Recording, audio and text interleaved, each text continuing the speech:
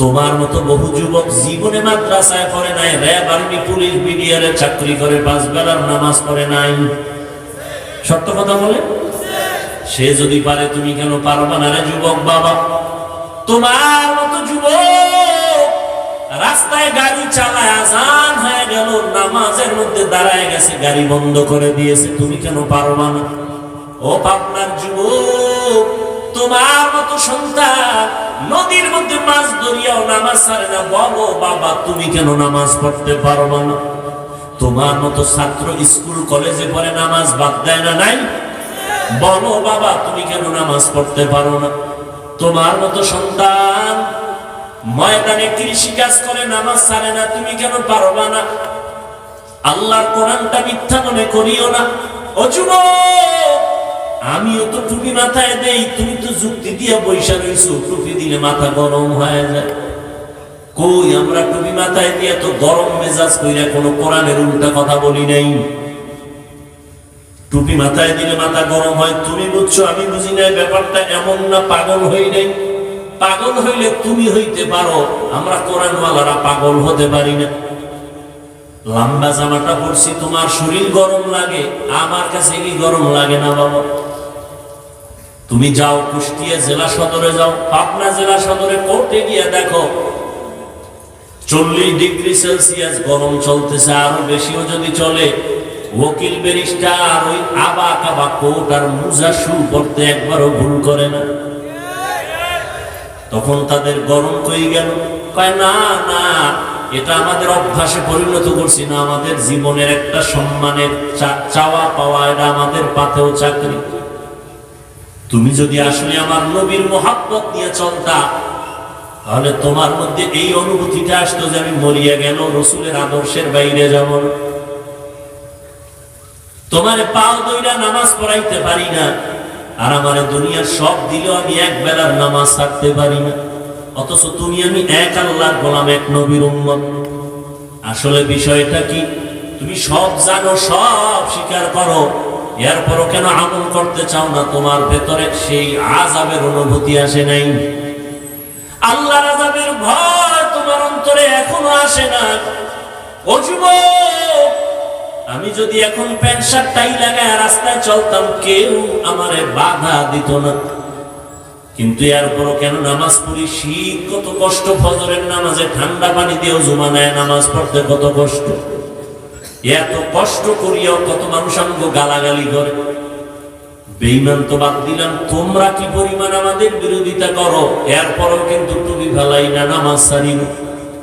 এর একমাত্র কারণ আমার আল্লাহর কোরআন সত্য, আর আল্লাহর কোরআনে আল্লাহ জান্নাতের বয়ান করছেন, জাহান্নামেরও বয়ান করছেন, তাও সত্য।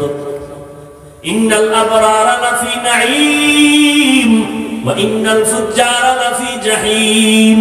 নেক আমলওয়ালারা জান্নাতের পথিক, যারা গুনাহ করবে তারা জাহান্নামের পথিক। কোরআনের বয়ান তাও সত্য।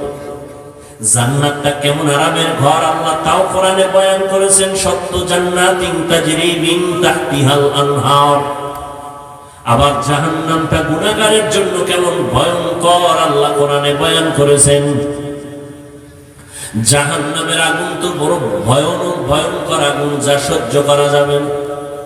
ও নবীর উম্মতের দল, দুনিয়াতে যত গরম দেখি, আগুন দেখি, জাহান্নামের আগুনের 70 ভাগের 1 ভাগ আগুনের তাপটাও অনেক কম। দুনিয়াতে সূর্য বিজ্ঞানীরা বলে জমিন থেকে 13 লক্ষ গুণ বড়, 9 কোটি 30 লক্ষ মাইল উপরে সূর্য, দিনে ছিল রাতে নাই। এরপর কেন এত ঘাম, এত গরম লাগে? আর আল্লাহ পাক রব্বুল আলামিন বলছেন, নবী বলেছেন, এই সূর্য কিয়ামতের দিন নিচে আসবে।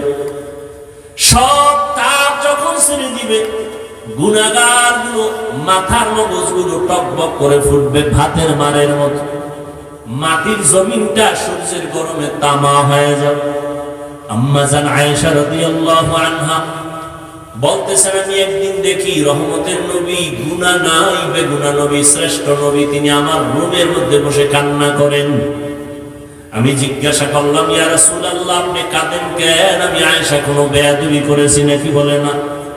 ও এলাকার পর্দার আড়ালের আম্মা জানেরা, এই দুনিয়াতে আপনাদেরকে আল্লাহ অনেক সম্মান দান করেছেন, আপনাদের মতো দামি কোনো ব্যক্তি আল্লাহ বানান নাই।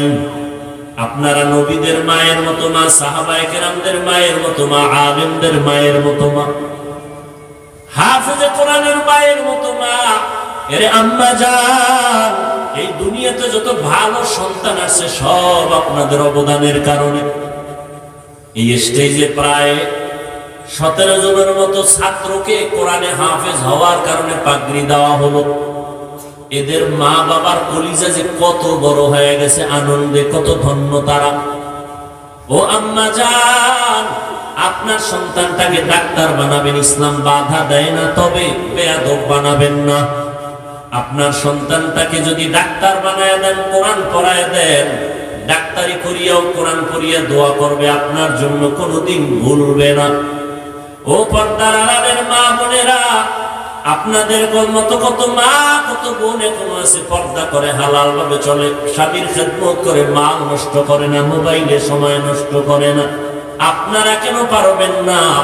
ও বৃদ্ধ বাবাজি, আপনার মতো কত বুড়া মানুষ মসজিদে গিয়া 5 বেলার নামাজ পড়ে, আপনি কেন পারেন না? আম্মা জান আয়েশা বলেন, নবী কান্না করেন, আমি জিজ্ঞাসা করাই, নবী বললেন, ও আয়েশা, তুমি আমার সাথে কোনো বেয়াদবি করো নাই, আমি কান্না করি। কিয়ামতের ময়দানের কথা মনে পড়েছে, কত কঠিন হালাত হবে আমার উম্মতের। কিয়ামতের ময়দানে কেমন কঠিন হালাত হবে। নবী বলেন, ও আয়েশা, সূর্য মাথার উপরে চলে আসবে, জমিন তামা হয়ে যাবে, নারী পুরুষ সব উলঙ্গ দাঁড়াবে হাসরের মাঠে, উম্মতেরা পাগল পারা হয়ে যাবে। আদম নবীর কাছে যাবে, দেখবে আদম নবী কান্না করে, বলে আমাদের সুপারিশ করবেন, বলে আমার দ্বারা অসম্ভব। এভাবে উম্মতেরা ঘুরতে ঘুরতে ঈসা নবী, মুসা নবী, ইব্রাহিম নবী, নূহ নবীর কাছে যাবে। সর্বশেষ কেউ পারবে না, সব উম্মতের কথা বাদ দিয়া নিজের চিন্তায় কান্না করবেন।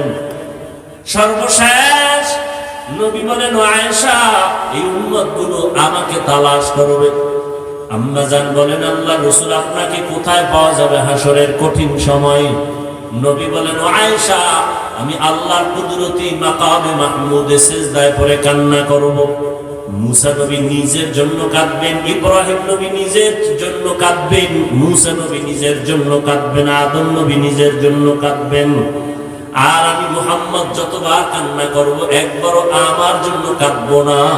আমি আল্লাহর কাছে বারবার বলবো, আল্লাহ আমার উম্মতের বাঁচাও, আমার একটা উম্মত যেন জাহান্নামে না যায়।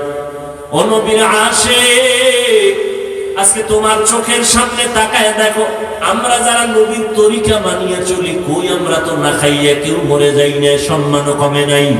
চতুর্মুখী বেঈমানেরা আমাদের পেছনে লেগে আছে, মাদ্রাসার পেছনে লেগে আছে, কোরআনের পেছনে লেগে আছে, আবার মুসলমান নামদারি কিছু মুনাফিকরাও পেছনে লেগে আছে। কিন্তু কোরআন যার কাছে আছে, নবীর আদর্শ আছে, এদের সম্মান এখনো কমে নাই। ও আল্লাহর বান্দারা, এখনো যেই লাইনে থাকো না কেন, নামাজ ছাড়িও না, মা বাবার দোয়া নিয়ে সামনে আগাও, তওবা করো। আল্লাহর আযাব বড় কঠিন। আল্লাহর কোরআন সত্য, নবীর কথা সত্য। ও নবীর আশিক উম্মতের দল, আমার নবী জীবন ভর কান্না করে গেলেন উম্মতের জন্য। কিয়ামতের ময়দানে উম্মতের জন্য কান্না করবেন। আল্লাহ নবীর কান্না দেখে বলবেন, নবী আপনি কাঁদবেন না, মাথা উঠান। আল্লাহ পাক বলবেন, নবী আপনি চান কি? আল্লাহর নবী বলবেন, আমার একটা উম্মত যেন জাহান্নামে না যায়। আল্লাহ বলবেন, আপনি বেছে বেছে উম্মতগুলো ধরে ধরে জান্নাতের দিকে নিয়ে যান। আম্মা জান আয়েশা বলেন, কোটি কোটি কোটি মানুষের মধ্যে আপনার উম্মতকে চিনবেন কি করে?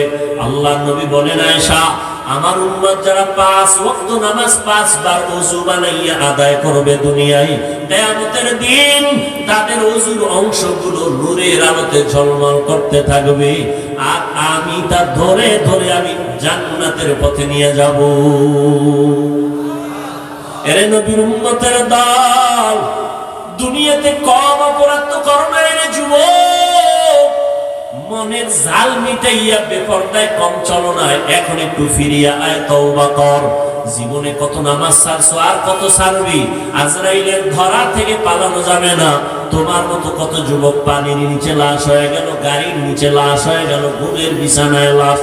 এখনো তওবা করে নাও, তুমি আগামীকাল বাঁচবা এর কোনো গ্যারান্টি কারো কাছে নাই। ও আল্লাহর বান্দা, এখনো সময় আছে, তওবা করো। মনটারে বুঝাইয়া মনে মনে আল্লাহকে বলো, হে দয়ার মালিক, এই ময়দানে তুমি আমার কলমের খবর জানো।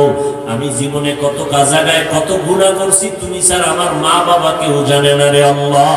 আমার মা বাবায় যদি আমার অন্যায়ের খবর জানতো, আমাকে ঘরে ডাকতো না, খানা দিত না। ও আল্লাহ, তুমি এত দয়াময়, জানার পরেও তুমি রাগ করিয়া গুনার কারণে পানি বন্ধ করো নাই, খানা বন্ধ করো নাই। ও আল্লাহ, আজকে থেকে আবার বুঝ আসিয়া গেছে, আর গুনাহ করব না। জাহান্নামের গরম সহ্য করতে পারি না। দুনিয়ার সূর্যের গরম সহ্য করা যায় না, জাহান্নামের গরম কেমনে সহ্য করব? ও আল্লাহ, আজকে তওবার নিয়ত করে ফেললাম।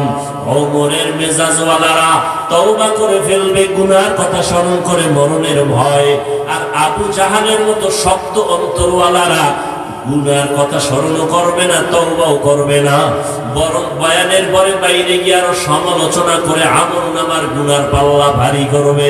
জানি না কার অন্তর ওমরের মতো দুর্বল, জানি না রে আল্লাহর বান্দারা, অন্তর যদি দুর্বল থাকে মনে মনে বলো আল্লাহকে, আল্লাহ জীবনে কম নামাজ ছাড়ি নাই, কম বেপরদায় চলি নাই, মা বাবারে কম কষ্ট দেই নাই, মুরব্বীদের সাথে কম বেয়াদবি করি নাই। আজকে থেকে তওবা করে নিলাম, মরিয়া গেলে যাব, তুমি হায়াতের মালিক, তুমি ইজ্জতের মালিক, তুমি রিজিকের মালিক। আজকে থেকে আর কোনোদিন নামাজ ছাড়বো না, বেপরদায় চলবো না, দাড়ি কাটবো না, মা বাবাকে কোনোদিন কষ্ট দিব না, উলামায়ে কেরামের পরামর্শ নিয়ে নবীর সুন্নত অনুযায়ী চলবো, মা বাবার দোয়া নিয়ে চলবো। তওবা করার মতো যদি অন্তর কারো তৈরি হয়, অন্তরে যদি দুর্বলতা মুনাফিকি না থাকে, তওবার খাঁটি নিয়ত যাদের আছে, দুটো হাত আমার আল্লাহকে দেখাইয়া দাও। আয় আল্লাহ, আমরা তওবার নিয়তে হাত তুলেছি, আর গুনাহ করব না রে আল্লাহ। মেহেরবানি করে আমাদের তওবা কবুল করে নেন। আয় আল্লাহ, তওবার উপরে মজবুত হইয়া চলার তৌফিক দান করেন, আদবওয়ালা বিনয়ী জিন্দেগি দান করেন, জাহান্নামের ভয়ে গুনাহমুক্ত হইয়া চলার তৌফিক দান করেন। আমিন। আলহামদুলিল্লাহি রাব্বিল আলামিন। والصلاة والسلام على سيد الأنبياء والمرسلين وعلى آله وأصحابه أجمعين. يا أرحم الراحمين، يا أرحم الراحمين، يا أرحم الراحمين، رب ارحمهما كما ربياني صغيرا. اللهم إنك عفو كريم تحب العفو فاعف عنا. اللهم إنا نسألك رضاك والجنة ونعوذ بك من سخطك والنار. اللهم إنا نعوذ بك من البرص والجنون والجذام وسيء الأسقام. উদয়ার মালিক, গুনাহের বোঝা নিয়ে আপনার দরওয়াজা আমরা হাত তুলেছি। কত উলামায়ে কেরাম, কত মুরব্বী, কত হাজী সাহেব, কত ব্যবসায়ী, কত চাকরিজীবী, আমার কলিজার কত যুবক, কত ছাত্র ভাই, পর্দার আড়ালে মা বোনেরা, ও আল্লাহ, আমরা গুনাহ থেকে তওবার নিয়তে হাত তুলেছি, আর গুনাহ করব না রে আল্লাহ। মা বাবারে কষ্ট দিব না রে আল্লাহ। উলামায়ে কেরামের পরামর্শ নিয়ে সুন্নাত অনুযায়ী চলবো। আমাদের তওবা কবুল করে নেন, আমাদের জীবনের সব গুনাহগুলো মাফ করে দেন আল্লাহ। এই মাহফিল কবুল করে নেন, আয়োজনকারী সহযোগিতাকারীদের কবুল করে নেন। আয় আল্লাহ, মাদ্রাসা কবুল করে নেন, যারা দান সদকা করেছেন কবুল করে নেন। আয় আল্লাহ, ঘরে ঘরে শান্তি দান করেন, মা বোনদের আবদা পর্দানিশী বানায় দেন, সন্তানগুলো নেককার বানায় দেন, যারা লেখাপড়া করে পরীক্ষার্থী কামিয়ে বিধান করেন। আমার কলিজার প্রত্যেকটা যুবকের দিনের খাদেম বানায় দেন। মোবাইলের গুনাহের থেকে হেফাজত করেন, মোবাইলের গুনাহের থেকে হেফাজত করেন, মোবাইলের গুনাহের থেকে হেফাজত করেন আল্লাহ। সারা দুনিয়াবাসীকে মাফ করে দেন। আয় আল্লাহ ফিলিস্তিনের মুসলমানদের উপর রহমত দান করেন, ইসরায়েলের জালেমদের জুলুম থেকে হেফাজত করেন, আমার প্রবাসে যারা ভাই বোনেরা আছে হেফাজত করেন, কামাই রুজিতে বরকত বাড়ায় দেন। আয় আল্লাহ বাংলাদেশ শান্তির দেশ বানায় দেন, প্রশাসনিক ভাবে যারা কাজ করে দিনের খাদেম বানায় দেন, জনপ্রতিনিধির দায়িত্বে যারা দিনদার বানায় দেন, আমাদের দিলের ন্যাক আশা পূরণ করে দেন, যারা চাকরি করে ব্যবসা করে কামাই রুজিতে বরকত বাড়ায় দেন, হারাম থেকে হেফাজত করেন আল্লাহ। নবীজির সুন্নাতওয়ালা জিন্দেগি আমাদের দান করেন, হেদায়েতের নূর সিনায় দান করেন আল্লাহ। নবীজির রওজা মুবারক বাইতুল্লাহ জিয়ারতের জন্য কবুল করে নেন আল্লাহ। আয় আল্লাহ পরমুখাপেক্ষী থেকে হেফাজত করেন, অভাবীদের অভাব থেকে হেফাজত করেন, ঋণগ্রস্ত যারা ঋণ আদায়ের ব্যবস্থা করে দেন। মায় আল্লাহ সমস্ত মাদ্রাসা মসজিদ গুলো কবুল করে নেন, অন্যান্য শিক্ষা প্রতিষ্ঠান নবীর আদর্শে কবুল করে নেন, পরস্পরে হিংসা হাসাদ দূর করে ইখলাস দান করেন।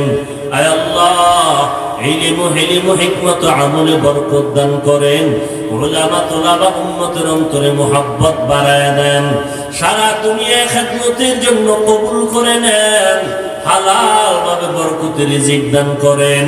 খোদায়ার মালিক আমাদের দিলের নেক আশাগুলো পূরণ করে দেন।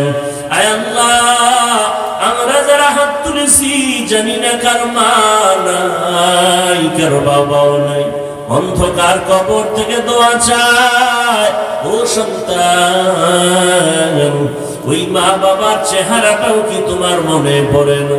ও আল্লাহ জানি না কারে ময়দানে ইয়াতীম, মেহেরবানি করে সবার কবর জান্নাতের বাগান বানায় দেন। যারা বেঁচে আছেন হায়াত বাড়ায় দেন, অসুস্থ যারা কুদরতের দ্বারা সুস্থ করে দেন। আয় আল্লাহ সবার সাথে মুহাব্বত বাড়ায় দেন, অভাবীদের অভাব দূর করে দেন, যাদের চাকরি বিবাহের সমস্যা কুদরতের দ্বারা সমাধানের ব্যবস্থা করে দেন, চলার পথে ইজ্জতের সাথে হেফাজত করেন, জাহিরি বাতিনি দুশমন থেকে হেফাজত করেন। আয় আল্লাহ বেশি বেশি নেক আমলের তৌফিক দান করেন, গুনাহের প্রতি ঘৃণা জমায় দেন। আয় আল্লাহ মুখালিফের মুওয়াফিক বানায় দেন, মিথ্যা মামলা থেকে চিরমুক্তির ব্যবস্থা করে দেন। আয় আল্লাহ শান্তির জিন্দেগি আমাদের দান করেন, নবীজির মুহাব্বতে আমাদের সকলের দোয়া কবুল করে নেন। হাসবুনাল্লাহু ওয়া নি'মাল ওয়াকিল, নি'মাল মাওলা ওয়া নি'মান নাসির। ওয়া সাল্লাল্লাহু তাআলা আলা খাইরি খালকিহি মুহাম্মাদুন ওয়া আলা আলিহি ওয়া আসহাবিহি আজমাইন। আমিন আমিন আমিন বিরহমাতিকা ইয়া আরহামার রাহিমিন।